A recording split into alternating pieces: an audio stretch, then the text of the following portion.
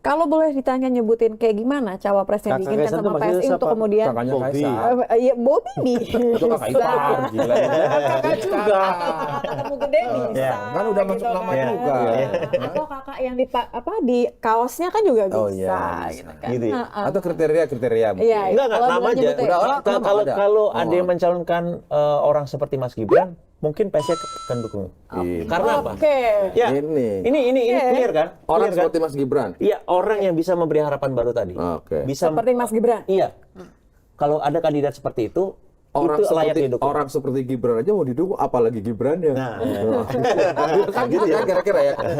Oh, ini konkret berarti. ya tapi ya itu Suka nih aku kalau sebut-sebut Iya. nama gini suka. Itu berarti termasuk yang disarankan oleh Presiden Jokowi Enggak, tidak ada pembicaraan tentang itu, tapi kita merasa bahwa harus ada satu wajah muda yang fresh yang bisa memberi harapan baru.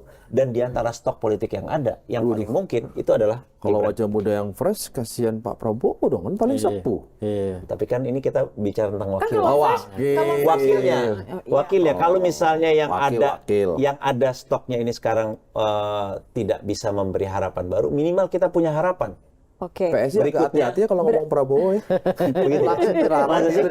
Kelihatan banget kan ini wapres. Gitu ya? Jadi Iya, kayak seperti sedang dalam orbit pembicaraan. Ya, tapi tetap Nego. ini just to be clear, berarti nggak peduli siapapun presidennya, tapi kalau wapres yang masuk kategori apa yang diinginkan PSI akan ngambilnya itu. Ya, karena terus terang apa yang menjadi atau kandidat yang ada sekarang ini punya kelebihan dan kekurangan masing-masing dan harus ada sesuatu yang lebih kuat daripada itu, sesuatu yang bisa menggugah perasaan orang. Dan menurut kami ya sekali tentu ini pandangan yang subjektif ya. Dan saya agak yakin ini akan didukung masyarakat yang luas ketika Mas Gibran misalnya bisa maju gitu ya. Pasti orang akan setuju.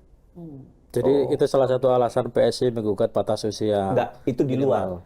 Sebenarnya kalau itu bisa dicek ya. Sejak awal itu PSI itu selalu kerjaannya kita men-challenge regulasi yang ingin membatasi anak-anak muda masuk di politik. 2019 itu kita judicial review batas usia minimum untuk kepala daerah pilkada. Kalah kita.